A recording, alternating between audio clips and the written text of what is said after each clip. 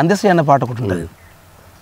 మాదిగింట కలల పంటగా పురుడు పోసుకున్నది, మానవ జాతులను ఎప్పుడు నిద్రలేపుతున్నది, నీతి నియమము దప్పకుండా ఖ్యాతిగా వర్ధిల్లె జగమున, ఎంచి చూడగా పంచమాశ్రుతి పంచజన సంగీతమై, దాని పేరే డప్పురా, అది మ్రోగే దరువుల నిపురా, అది మా కాలాన ఎండకు అడవులెన్నో తగులబడగా, కాలిన జంతువుల మాంసం కమ్మగా తింటున్న వేళ, కెవ్వుమనియా